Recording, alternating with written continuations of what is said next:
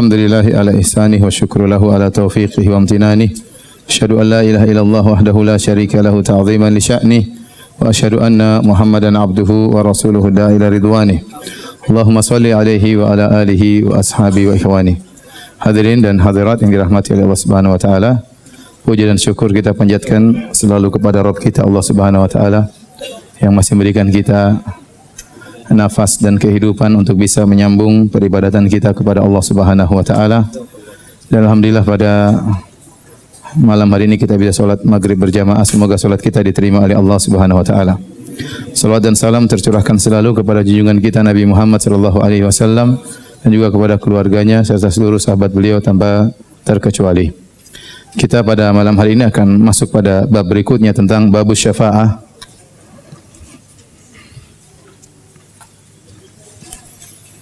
Tentang syafaat. Syafaat dalam bahasa Arab diambil dari syafa' dan syafa' artinya adalah genap, ya. Kenapa? Karena seorang ya al-mustashfi' yang meminta syafaat, dia meminta kepada asy-syafi' bantuannya agar memberi syafaat kepadanya untuk memohon pertolongan atau bantuan kepada pihak ketiga. Maka tatkala al-mustashfi' yang meminta syafaat dibantu oleh asy-syafi' yang memberi syafaat, maka tadinya dia sendirian sekarang menjadi apa? Genap. Maka disebut dengan asy-syafa'at, ya. Yang dari syafa' yang artinya genap. Adapun bahasan kita ya syafaat yang berkaitan dengan masalah tauhid, yaitu kita akan menyinggung tentang penyimpangan-penyimpangan manusia dalam bab asy-syafa'at. Secara umum kita bisa menjelaskan bahwasanya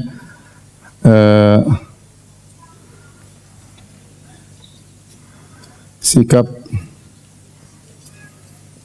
firqah-firqah atau kelompok-kelompok terhadap syafaat.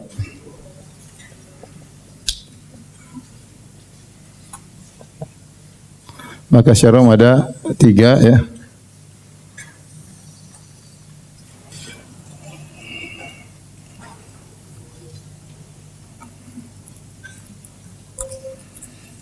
Yang pertama adalah ahlul bidah, ya, atau al-khawarij wal mu'tazilah.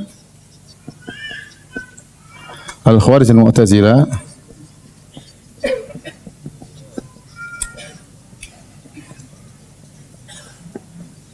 mengingkari syafaat. Syafaat kepada pelaku dosa besar.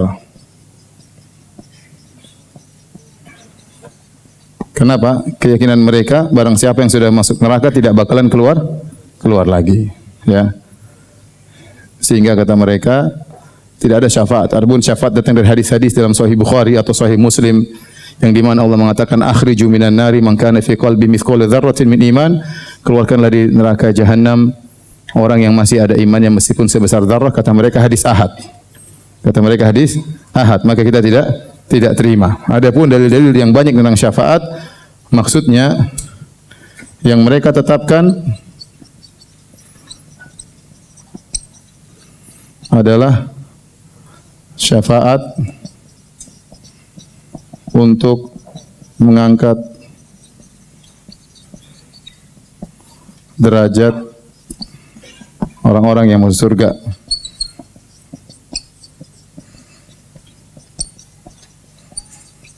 Baik.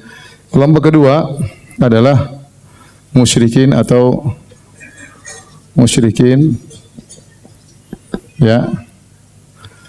Mereka menetapkan syafaat-syafaat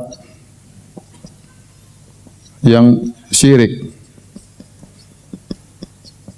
seperti meminta syafaat kepada mayat orang-orang soleh.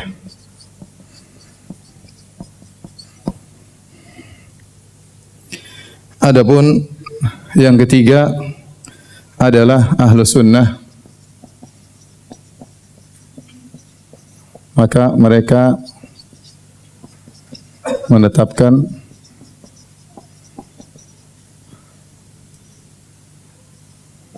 syafaat-syafaat yang terpenuhi persyaratan.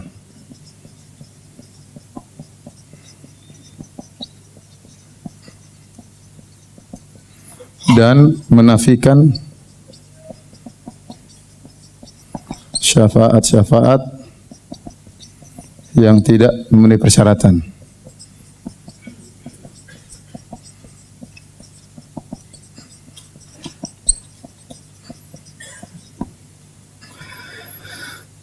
Hal ini semua, kenapa ada perbedaan seperti ini? Karena salah bersikap dalam memahami dalil-dalil tentang syafaat. Kita lanjut berikutnya tentang model dalil-dalil yang berkaitan dengan syafaat.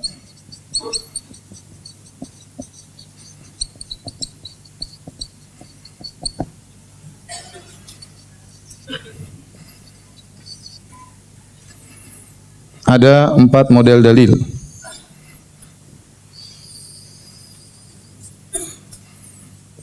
Yang pertama, syafaat hanya milik Allah.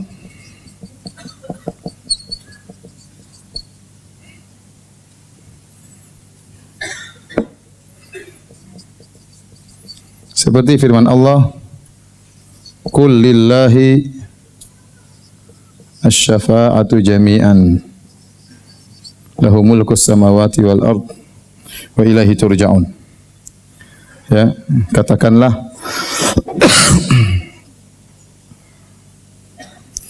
Qul lillahi syafa'atu jami'an lahu mulkus samawati wal ard tsumma ilaihi turja'un, surat Az-Zumar ayat 44. Katakanlah hanya milik Allah seluruh syafaat.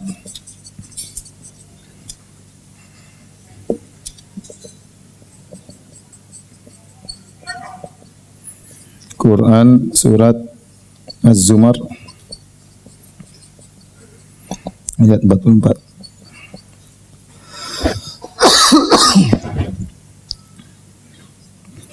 Kemudian yang kedua,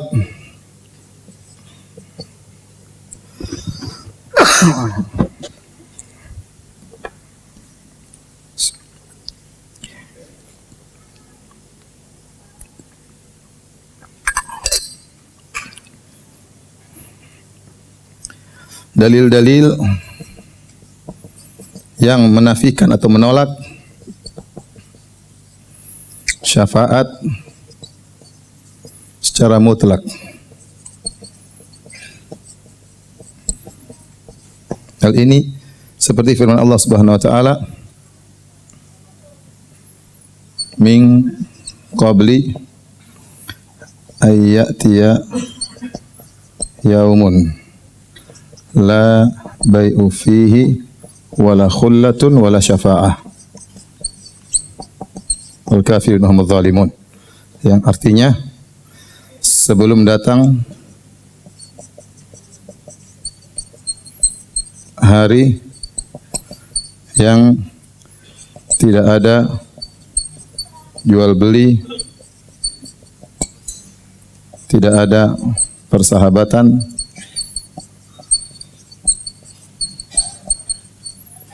dan tidak ada syafaat. Surat Al-Baqarah ayat 254. Di sini Allah menolak syafaat, dinafikan secara mutlak.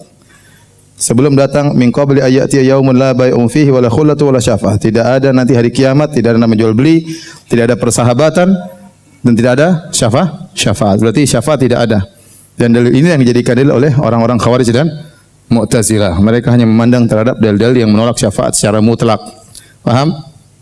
Paham tidak? Contohnya lagi, ma lidzalimina min hamimin wala syafi'in yuta'. Surat Ghafir, artinya tidak ada bagi orang-orang zalim pada hari kiamat kelak, sahabat atau dan juga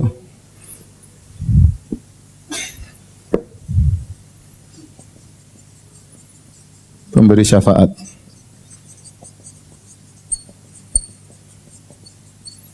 Jelas kata mereka bahwasanya Allah menolak adanya syafaat.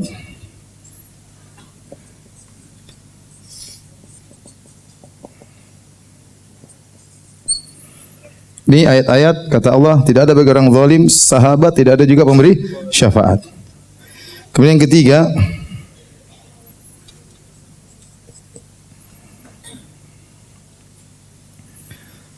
dalil-dalil yang menafikan syafaat untuk orang-orang kafir dan musyrik. Dan ini banyak ya. Seperti Allah Subhanahu wa taala dalam surat Al-Muddatsir, "Ma salakakum fi saqar?" Apa yang buat kalian masuk dalam neraka? Saqar. Qalu lam nakum minal musallin wa lam nakun nut'imul miskin wa kunna nakhudhu ma'al khadhin wa kunna nukadzibu yaumiddin. Kami dulu tidak salat, kami tidak beri makan kepada fakir miskin, dan kami dahulu mendustakan hari kebangkitan hatta atana al-yaqin, sampai datang kematian kepada kami. Kata Allah, "Fama tanfa'uhum syafa'atu syafi'in." Fama tanfa'uhum syafa'atu syafi'in. Tidak bermanfaat bagi mereka syafaatnya para pemberi syafaat.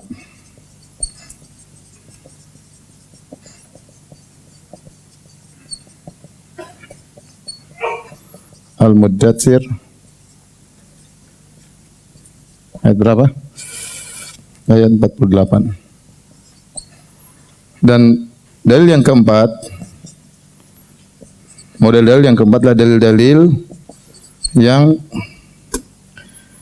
menetapkan adanya syafaat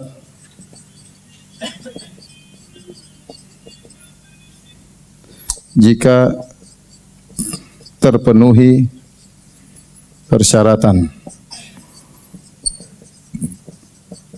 Persyaratan tersebut secara umum ada tiga, yaitu yang pertama, nanti akan kita jelaskan lebih dalam. Yang pertama adalah izin Allah kepada pemberi syafaat.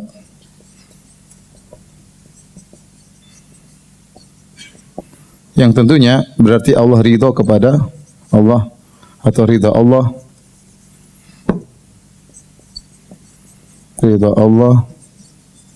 kepada pemberi syafaat. Yang ketiga adalah ridha Allah kepada yang diberi syafaat. Baik. Di sini ada 4 model dalil syafaat. Dalil bahwasanya syafaat adalah milik Allah. Yang kedua, dalil menafikan syafaat secara mutlak. Yang ketiga, dalil menafikan syafaat untuk orang kafir dan musyrikin. Yang keempat, dalil yang menetapkan adanya syafaat. Nah, ahlul bidah, ya, Khawarij, Mu'tazilah hanya melihat dalil ini yang menafikan syafaat secara mutlak dan yang menafikan syafaat untuk orang apa? Kafir dan musyrik. Mereka hanya melihat dua ini. Apalagi menurut mereka para pelaku dosa besar pasti masuk neraka. Khawarij mengatakan pelaku dosa besar kafir dan di neraka jahanam kekal selama-lamanya. Mu'tazilah mengatakan pelaku dosa besar kafir atau tidak? Tidak. Tapi fi manzilah baina manzilatain. Di antara dua kedudukan, antara tidak mukmin, tidak kafir, tapi kekal dalam neraka jahanam. Sama saja intinya ya. Bedanya di mana? Bedanya kalau menurut Khawarij, pelaku dosa besar di nerakanya orang kafir. Tidak mungkin keluar. Mu'tazilah di nerakanya yang lebih naik sedikit ya. Tetapi sama saja kekal dalam neraka jahanam. Baik. Adapun mereka kaum musyrikin hanya melihat dalil-dalil seperti ini. bahwasanya syafaat pasti terpenuhi, dan kata mereka orang-orang solehin pasti diberi izin. Mereka punya kedudukan di sisi Allah Subhanahu wa taala, maka kita minta syafaat kepada mereka. Mereka lupa bahwasanya syafaat itu harus ada persyaratannya. Adapun Ahlussunnah wal Jamaah, maka mereka menggabungkan seluruh dalil. Mereka tahu bahwasanya ada syafaat yang dinafikan. Syafaat dinafikan. Kemudian dinafikan secara mutlak. Kemudian dalil yang kedua, syafaat terhadap orang musyrikin juga dinafikan, maka ini masuk dalam model yang kedua. Namun ada yang muqayyad, yaitu syafaat yang diberi izin oleh Allah Subhanahu wa taala, dalilnya sangat banyak. Dan tatkala kita tahu bahwasanya syafaat itu hanya bisa terjadi dengan izin Allah, dengan ridha Allah, maka ini menunjukkan bahwasanya seluruh syafaat hanya milik siapa? Allah Subhanahu wa taala. Karena toh kembalinya harus dengan izin Allah Subhanahu wa taala. Ya. Adapun dalil tentang ini, ya, seperti firman Allah Subhanahu wa taala dalam surat Maryam 87, contohnya la yamlikuna syafa'at illa man ittakhadha indar rahmani ahda. La yamlikuna syafa'ah illa man ittakhadha indar rahmani ahda. Tidak ada yang memiliki syafaat kecuali yang telah mengambil perjanjian dari Allah Subhanahu wa taala. Seperti juga firman Allah Subhanahu wa taala, yauma idzil la tanfa'u syafa'ah. Yauma idzin la tanfa'u syafa'ah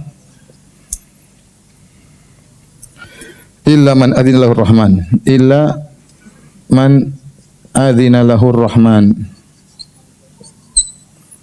Tidak ada bermanfaat syafaat kecuali yang diizinkan oleh Allah Subhanahu wa taala. Man dzalladzi yashfa'u indahu illa bi'idznih. Untuk sudah surat ayat kursi. Man dzalladzi yashfa'u indahu illa bi'idznih. Dan banyak ayat seperti ini. Wa kam min malakin fis samawati la tughni syafa'atuhum syai'an illa min ba'di ayyadana Allah lima yasha'u wa yarda. Contoh ayat yang terakhir sebenarnya banyak. Wa kam min malakin, betapa banyak malaikat fis samawat la tughni syafa'atuhum syai'an illa min ba'di ayyadzana Allah liman yasha wa yarda.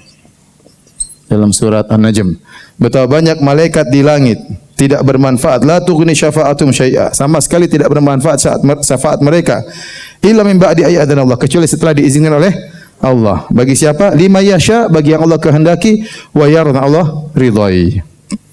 Allah ridhai. Dari sini, para hadirin rahmatillah subhanahu wa ta'ala, kita bisa membagi syafaat secara umum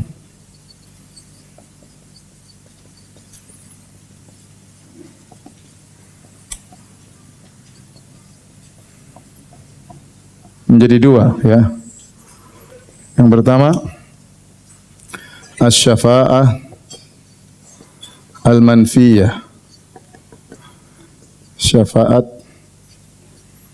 yang dinafikan. Yang kedua, asy-syafa'ah al-mutsbatah, syafaat yang ditetapkan oleh dalil. Apa ciri-ciri syafaat yang ditetapkan? Jika memenuhi apa? Memenuhi syarat.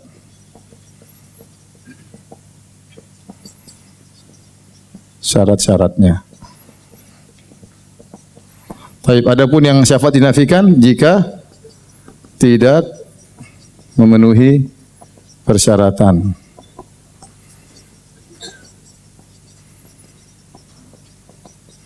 Baik, sudah belum? Kalau sudah saya mau hapus.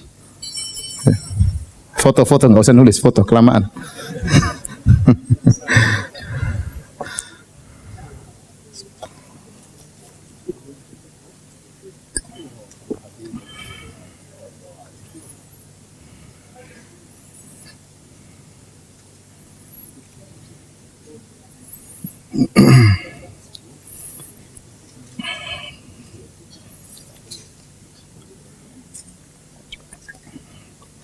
Enggak usah foto saya.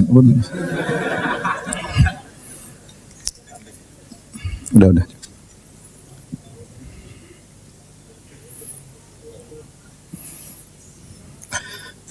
Kalau sudah difoto, itulah talibul ilm zaman now ya.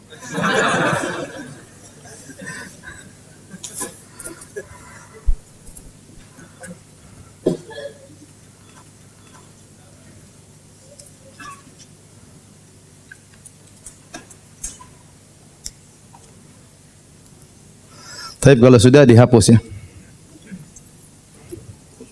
Tanya dulu, sudah belum? Hah? Sudah? Masih ada yang nyatat sebentar.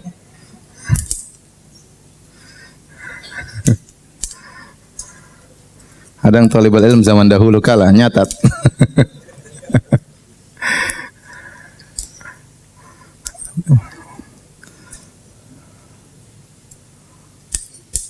Oke, sudah ya. Nanti yang nyatat, yang belum nyatat pinjam di HP temannya ya.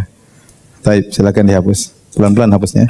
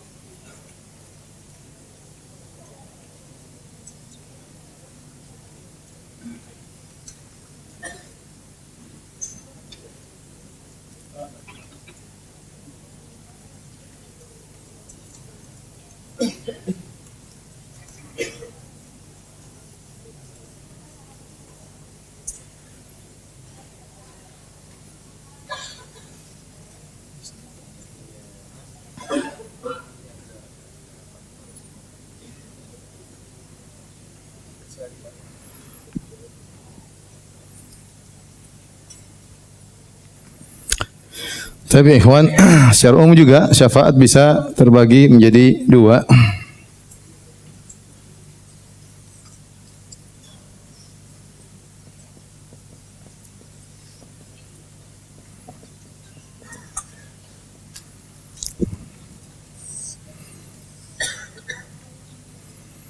Syafaat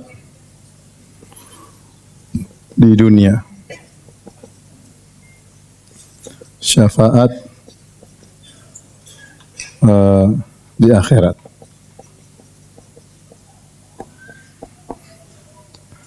Syafaat di dunia bisa terbagi menjadi dua. Pada perkara yang dimampui oleh hamba.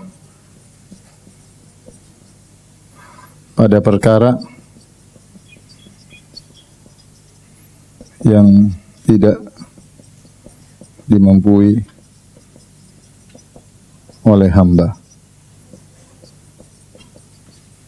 Yang ini syaratnya dua.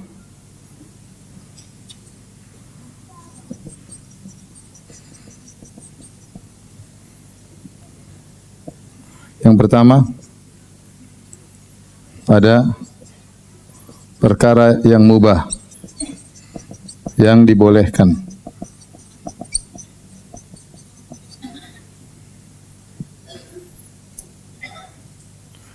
Yang kedua, meyakini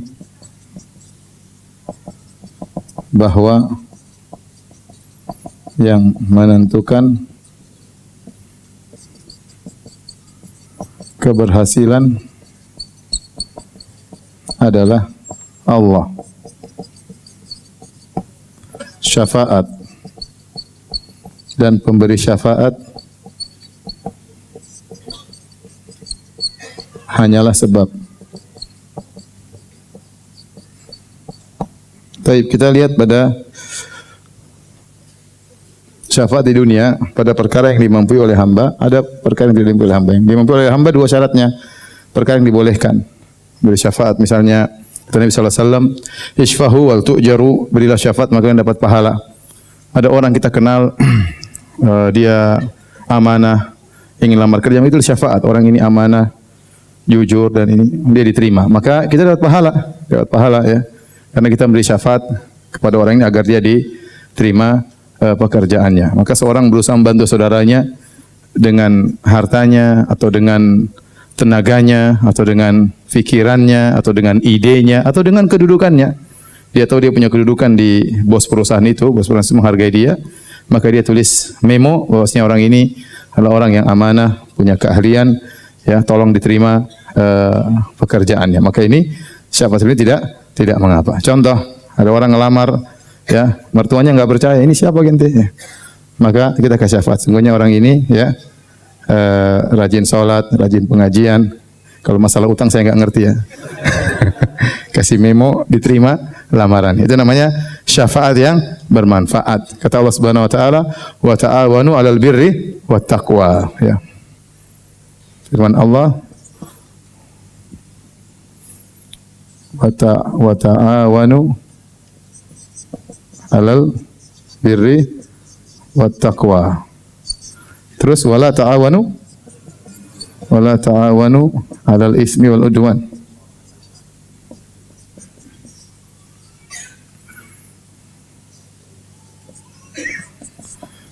Tolonglah kalian dalam kebaikan dan ketakwaan dan janganlah tolonglah dalam dosa dan permusuhan. Contoh perkara yang tidak dibolehkan seperti syafaat dalam perkara yang haram. Ya. Contoh orang ini ternyata tidak berhak untuk bekerja, maka ada nepotisme atau yang hal-hal seperti itu sehingga akhirnya dia bekerja padahal tidak memiliki kemampuan dan ini merugikan negara misalnya. Atau seorang sebenarnya tidak lulus, tidak punya kemampuan maka diluluskan, ya.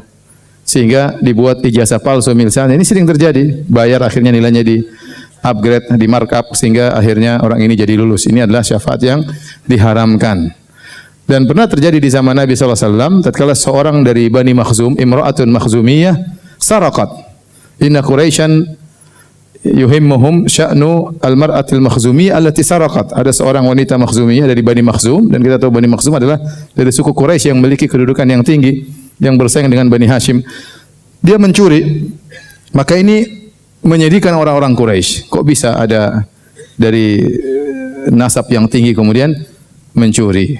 Kemudian mereka ingin beri syafaat agar wanita ini maafkan. Maka mereka berkata, man yukallimu fiha Rasulullah? Siapa yang berani? Man yajtari? Siapa yang berani ngomong Rasulullah tentang wanita ini? Maka mereka berkata, illa Usama bin Zaid. Fa innahu hibbu Rasulillah sallallahu alaihi wasallam. Yang berani memberi syafaat cuma siapa? Usamah bin Zaid radhiyallahu taala anhu, karena dia adalah kekasih dan putra kekasih Rasulullah sallallahu alaihi wasallam. Maka Usamah pun datang kepada Nabi untuk memberi syafaat agar wanita ini dimaafkan. Maka kemudian Nabi sallallahu alaihi wasallam marah, dia berkata, "Atashfa fi haddin min hududillah wahai Usamah? Apakah memberi syafaat pada perkara yang tidak boleh? Ini orang mencuri harus dihukum." Kemudian Nabi sallallahu alaihi wasallam qama khatiban, Nabi mengumpulkan orang berkhutbah. Kata Nabi sallallahu alaihi wasallam, ya, "Innama ahlaka alladziina min qablikum kana idza saraqa fihim asy-syarif tarakuh." Sungguhnya yang telah binasakan umat-umat terdahulu kalau ada orang yang bernasab mulia mencuri di antara mereka maka dibiarkan. Adapun kalau ada orang yang bernasab rendah mencuri maka ditegakkan aqamu alaihil had.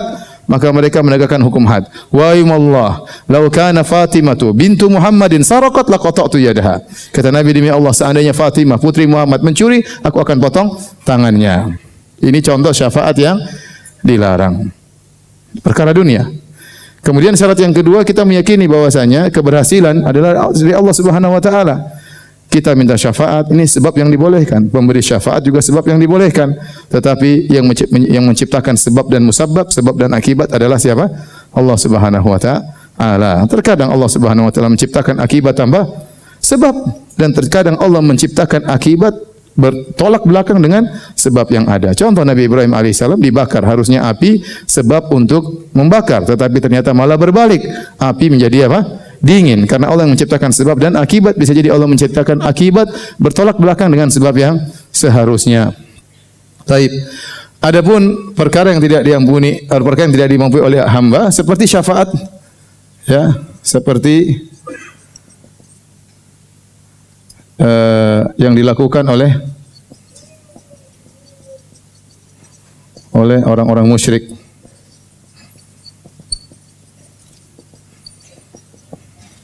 Minta syafaat kepada siapa? Kepada mayat-mayat. Ya. Ini insyaallah nanti akan kita jelaskan pada pertemuan berikutnya. Tapi para hadirin Allah Subhanahu wa taala, adapun syafaat di akhirat, maka kita bisa membagi secara umum menjadi dua. Yang pertama, syafaat khusus bagi Nabi sallallahu alaihi wasallam. Kemudian syafaat umum. Ya. Siapa untuk malaikat, nabi-nabi yang lain, syuhada, dan kaum mukminin salihin secara umum.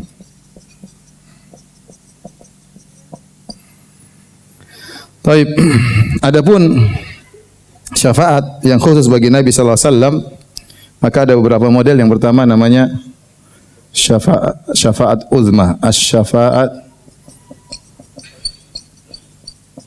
al-uzma, tatkala di padang mahsyar. Kemudian yang kedua adalah syafaat agar penghuni surga bisa masuk surga.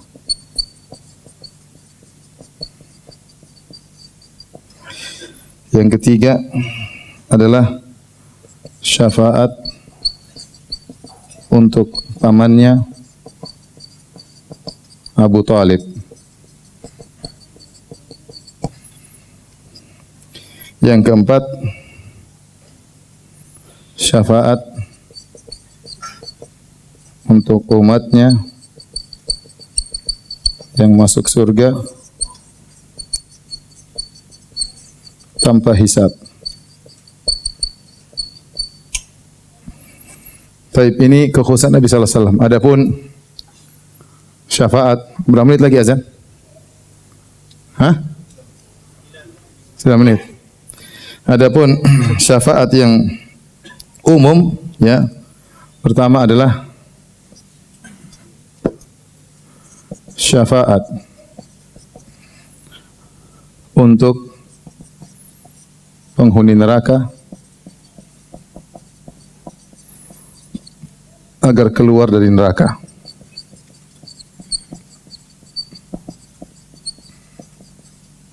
Kemudian syafaat kepada orang-orang yang seharusnya berhak masuk neraka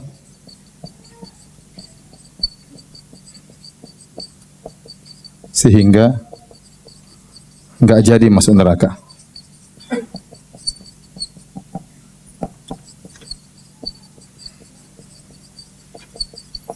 Yang ketiga, syafaat kepada orang-orang yang berhak masuk surga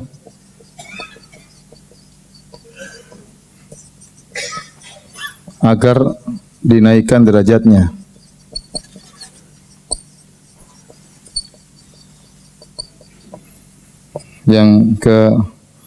Inilah yang ketiga, kira-kira ini. Baik. Kita akan jelaskan. Yang pertama dari syafaat yang khusus merupakan khususan Nabi sallallahu alaihi wasallam adalah syafaat al-uzma. Yang ini Allah isyaratkan dalam surat Al-Isra, wa minal laili fatahajjat bihi nafilatan lak asa ayyab'atsaka rabbuka maqaman mahmudan. Dan di dalam sebagian malam maka salatlah engkau, semoga Allah membangkitkan engkau dalam kondisi yang mulia. Maqaman mahmudan adalah syafaat, ya. Sebagaimana tatkala manusia dibangkitkan pada hari kiamat kelak, ya, maka matahari dalam jarak 1 mil, mereka kepanasan, kemudian bercucuran keringat, Ada yang sampai kedua mata kakinya, ada yang sampai di betisnya, ada yang sampai di pinggangnya, ada yang sampai di mulutnya. Maka manusia dalam kondisi sangat amat payah. Maka Allah mengilhamkan kepada manusia untuk pergi pertama kali minta syafaat kepada Nabi Adam. Maka mereka datang kepada Nabi Adam, mereka berkata, "Ya Adam, anta abul bashar, khalaqakallahu biyadayhi wa asjada laka malaikatahu, ama tara ma nahnu fihi, ala tashfa' lana 'inda rabbik." Wahai Adam, engkau adalah nenek moyang manusia. Allah ciptakan engkau dengan kedua tangannya, Allah menyuruh malaikat sujud kepadamu. Tidakkah kau lihat bagaimana kondisi kami? Tidakkah kau beri syafaat bagi kami di sisi Rabbmu? Maka Nabi Adam berkata, "Inna rabbi qad ghadiba al-yawma ghadaban lam yaghdab mithlahu wala ba'dahu mithlahu." Sungguhnya Rabbku sedang murka pada hari ini, tidak pernah Allah murka seperti hari ini sebelumnya dan juga tidak pernah sesudahnya murka seperti ini. Sungguhnya Allah telah melarangku untuk mendekati suatu pohon tapi aku melanggarnya. Kata Adam, "Nafsi nafsi." Nafsi-nafsi ini dijelaskan oleh para ulama, maksudnya aku juga butuh syafaat. Aku juga butuh syafaat. Jiwaku juga butuh syafaat. Jiwaku juga butuh syafaat. Ya. Bukan seperti ditafsirkan oleh kata orang sendiri-sendiri masing-masing, enggak ya. Orang sering bilang nafsi-nafsi, maksudnya apa? Urusan masing-masing, enggak ya. Ya, Nabi Adam tidak setega itu bilang sama umatnya masing-masing ya. Tapi Nabi Adam nafsi-nafsi artinya jiwaku sendiri butuh kepada syafaat. Bukan kalian saja yang butuh, aku juga butuh dengan syafaat. Idhabu ila ghairihi, idhabu ila Nuh. Pergilah kepada nabi yang lain, pergilah kepada Nabi Nuh, Nabi Adam, semua nabi tatkala itu dalam kondisi takut kepada Allah Subhanahu wa taala sampai dosa yang diampuni oleh Allah mereka masih ingat. Adam waktu makan buah yang dilarang, diampuni oleh Allah tidak? Diampuni, dia sudah bertobat diampuni, tapi dia masih ingat dan dia tidak berani pede untuk minta syafaat karena dia tahu dia pernah melakukan kesalahan. Kemudian mereka pergi kepada Nabi Nuh, "Ya Nuh, anta awwalur rusul ila ahlil ard." Wahai Nuh, sungguhnya engkau adalah rasul pertama yang Allah utus ke muka bumi. Nabi Nuh juga minta uzur, "Nafsi nafsi, idhabu ila ghairi." Pergilah kepada selainku. Maka mereka pergi kepada Nabi Ibrahim alaihissalam. Mereka mengatakan, "Ya Ibrahim, engkau adalah khalilur rahman, kasih Allah." Dan seterusnya mereka puji-puji. Kata Nabi Ibrahim alaihissalam, "Sungguh saya pernah berdosa tiga kali. Padahal semua dosa ini adalah karena Allah Subhanahu wa taala." Nabi Ibrahim minta uzur. Nabi Ibrahim berkata, "Idhabu ila ghairi." Pergilah kepada selainku. Kemudian mereka pergi menuju ke Nabi Musa. Nabi Musa juga minta uzur. Kata Nabi Musa, "Ya, inni qad qataltu nafsan lam umar bi qatliha." Sungguhnya aku telah membunuh seorang yang aku dilarang membunuhnya. Aku punya salah. Dan Nabi Musa telah bertaubat dalam Al-Qur'an. Fa ghafaralah, Allah ampuni dia. Tapi dia ingat dengan dosanya, dia malu, tidak pede untuk beri apa? Syafaat. Nafsi-nafsi, saya juga butuh syafaat kepada yang selainku. Mereka pergi kepada Nabi Isa alaihissalam. Ternyata Nabi Isa juga minta uzur, tidak bisa. Akhirnya mereka pergi kepada Nabi Muhammad SAW. Analah, aku yang akan beri syafaat. Maka Rasulullah SAW pun sujud. Kemudian Rasulullah SAW memuji Allah bima hamid, dengan pujian-pujian yang belum diajarkan oleh Nabi tatkala Nabi masih hidup. Pujian-pujian yang sangat indah kepada Allah yang Nabi belum punya ilmunya. Ya, ini menunjukkan Allah Subhanahu wa taala lebih indah daripada yang Allah jelaskan di Al-Qur'an, ya. Sehingga keindahan-keindahan tersebut baru dibukakan kepada Nabi tatkala Nabi sallallahu alaihi wasallam di padang mahsyar, kemudian beliau sujud dalam waktu yang sangat lama sampai Allah mengatakan, "Ya Muhammad, irfa' ra'sak wasal tu'tah washfa' tushaffa." Wahai Muhammad, angkatlah kepalamu dan berilah syafaat, kau akan diberi syafaat, dan mintalah, kau akan dikabulkan permintaanmu. Maka Nabi minta kepada Allah agar segera datang li fasil qada, agar mulai persidangan. Wa jaa rabbuka wal malaku saffan saffa. Maka datanglah Rabbmu dan malaikat berbaris-baris menyambut Allah Subhanahu wa taala. Ini disebut dengan syafaatul uzma karena inilah disebut maqam mahmuda. Kedudukan yang agung bagi Nabi karena semua nabi tidak ada yang pede dan berani beri syafaat kecuali siapa? Rasulullah sallallahu alaihi wasallam, ya.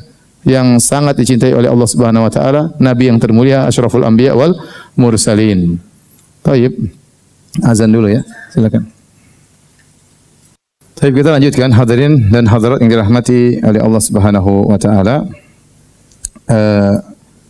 Jadi Nabi sallallahu alaihi wasallam diberi oleh Allah dengan syafaat al-uzma karena seluruh nabi menolak, tidak pede untuk memberi syafaat, hanya Nabi sallallahu alaihi wasallam yang memberi syafaat.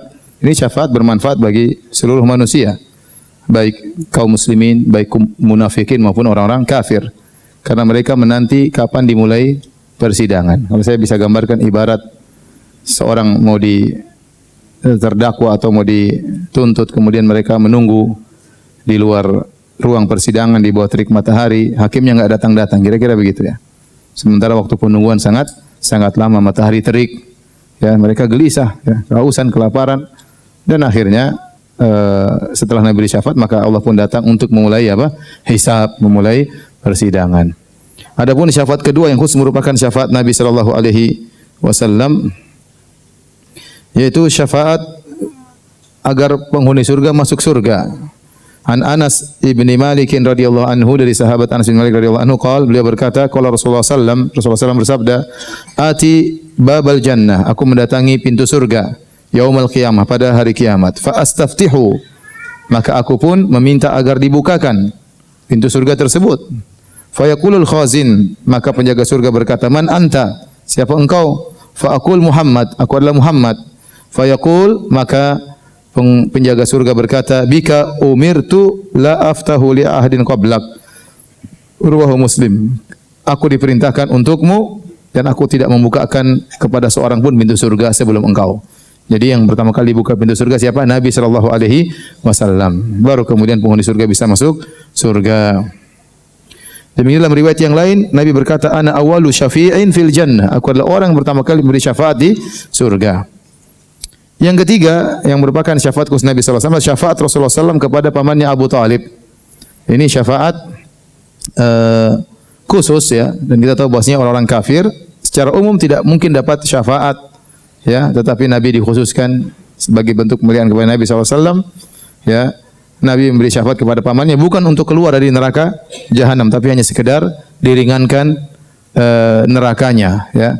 Dalam hadis, dan ini hadis tentang Abu Talib masuk neraka banyak, diriwayatkan oleh Abu Hurairah, diriwayatkan oleh Ibnu Abbas, diriwayatkan oleh Abbas bin Abdul Muttalib, diriwayatkan oleh Abu Sa'id Al-Khudri ya, karena sebagian orang meragukan hadis-hadis ini, bahkan mendhaifkan hadis-hadis ini meskipun dalam Sahih Bukhari dan Sahih Muslim ya.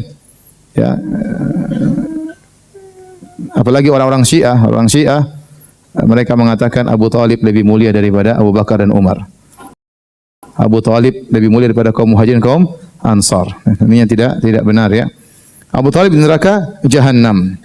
Dari hadis Abu Sa'id Al-Khudri radhiyallahu anhu, Rasulullah SAW berkata, tatkala disebutkan dzukira indahu ammuhu Abu Talib, tatkala disebutkan pamannya di sisi Nabi sallallahu alaihi wasallam, maka Nabi berkata, la'allahu tanfa'uhu syafaati yaumil qiyamah, semoga syafaatku bermanfaat baginya pada hari kiamat. Dan ini juga pernah ditanyakan oleh pamannya, saudaranya Abu Talib, yaitu Al-Abbas bin Abdul Muttalib. Wahai ya Rasulullah, bagaimana pamanmu Abu Talib? Bagaimana saudaraku?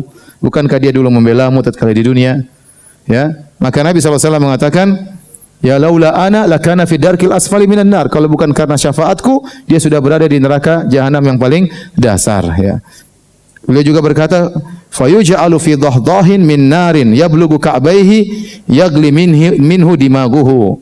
Rawahul Bukhari dan Muslim.